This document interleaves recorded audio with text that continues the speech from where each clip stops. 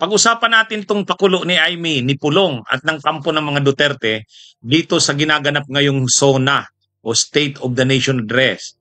Actually, ang pakulo ni Pulong, walk out. Ha? Nag-walk out si Pulong at yung mga kasamahan niya sa kampo ng Duterte doon sa session kanina ng House kung saan pinipili yung speaker. Umalis si Pulong, nag-walk out. Kasama yung kapwa niya pa mga Duterte. Sa Senado naman, inanunsyo ni Amy Marcos na hindi sila a-attend sa SONA ni PBBM doon sa House of Representatives. O yan. Yan ang mga pakulo nila. Ha? Ang dahilan, protesta daw nila yan sa ginawa kay FPRRD o kay Digong na inaresto ito at dinala sa ICC. Ha? Mga kabunyog, mga kababayan. Anong masasabi nyo dyan sa pakulo ng mga ito? Kanina, sa session ng Kamara, sa eleksyon ng speaker, nag-walk out si Pulong. Kasamang nag-walk out ni Pulong, yung kanyang anak na si Omar. Yung anak niya kasing si Omar, congressman na yon ng Davao. Tapos yung kanyang pamangkin ni Pulong, yung nominee o representative ng PPP, yung bagong may party list na rin kasi si Duterte. Hindi lang Duterte Youth. Sa Davao City, Harold ba yon yung pangalan ng pamangkin ni Pulong? Nag-walk out sila sa kasi Isidro Ongam. Hindi daw sila magiging part ng Sercos. Ha? Kaya mga kabunyog, mga kababayan, yan yung ginawang pakulo ni Pulong sa kanong mga Duterte sa Kamara. Walk out. Ito namang si Amy, 4 daw sila. 4. Hindi daw sila a-attend sa SONA. Siya, si Padilla, si Bongo, saka si Bato. Si Marcoleta, a-attend daw, a-attend. A-attend daw si Marcoleta. Di ba 7 yung pro-Duterte block? Ngayon, yung dalawa, si Camille Villar sa si Mark Villar, a-attend. Si Marcoleta a-attend din. 4 lang sila na hindi a-attend. Si Amy, si Padilla, si Bongo, si Bato. Yan sila. Silang 4. Padilla, Bongo, Bato, Amy Marcos. Anyway, ang nakakahiya dyan, itong si Amy. Imaginein mo, ang president ang sentro dyan sa aktibidad na yan, magsasalita, magdi-deliver ng kanyang SONA, babastusin mo na hindi ka a-attend? Grabe na itong inabot ni Amy Marcos. Kakabunyog, mga kababayan. Ha? Dapat talaga nito magpapalit na ng apelyido. Amy Duterte na. Grabe na. Binabastos niya na mismo dyan yung kapatid niya eh. Okay lang sana kung sila Bato ayaw umattend o bahala sila. Pero siya, kapatid niya yan. Magdi-deliver ng speech. Di ba mga kabunyog, mga kababayan? Grabe na ang pagka-Duterte nito ni Amy Marcos. Na pati yung kapatid mo, babastusin mo. Kahit man lang respeto sa kapatid mo na magdi-deliver ito ng kanyang SONA, State of the Nation Address, hindi mo dadaluhan. Kumbaga matindi ng masyado, mga kabunyog, matindi na. Sila Laila de Lima nga, saka sila Chel Jokno, mga oposisyon yan. Yung mga Makabayan Black, atin pa rin sila sa SONA.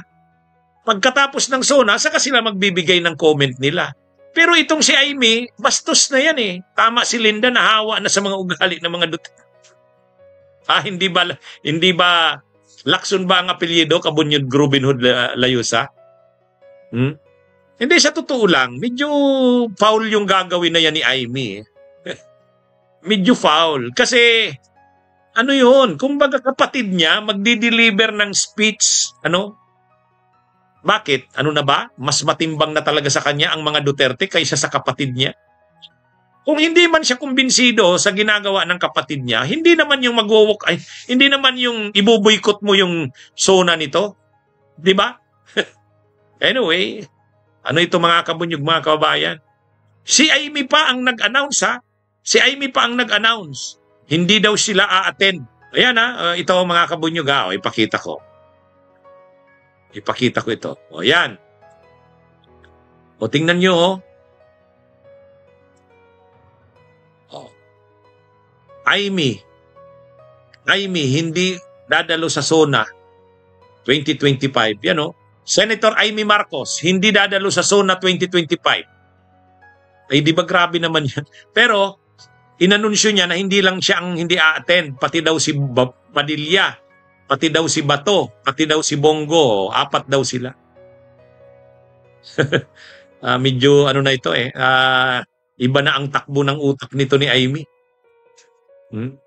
Masyado ng hindi na kumbaga kahit hindi ka kumbinsido sa policy ng kapatid mo, kasi sabi mo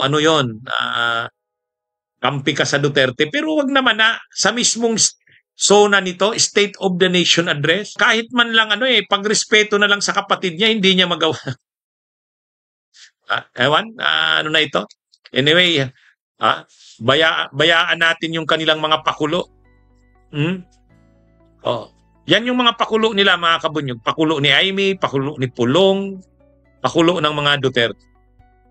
Sabi ni Pulong, ayaw daw nilang maging bahagi ng political circus.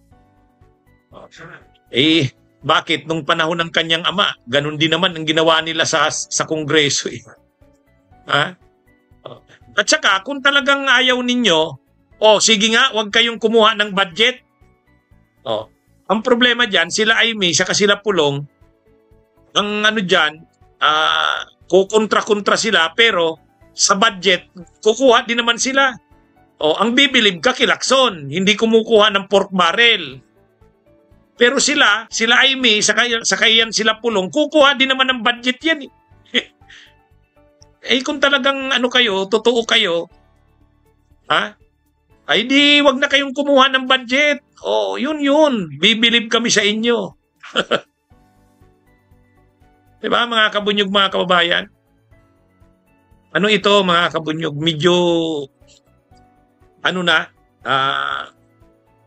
si Pulong may mga walk out pa eh. Bakit ka mag-walk out? Wala namang pinagdidibatihan doon. Opening ng session ng Congress. Kung hindi ka kumbinsido kay Romualdez, di wag kang bumoto. Pero mag-walk out ka, bastos naman yung mag-walk out ka. Ito namang si Aimee, hindi rin daw a-attend sa SONA. Kapatid mo yung magdi-deliver ng SONA, hindi ka a-attend. Ano na lang ang iisipin? Yan. Ano na bang pumapasok dito kay Ano na bang pumapasok dito kay Aimee? Anyway, mga kabunyog, mga kababayan, nakakaano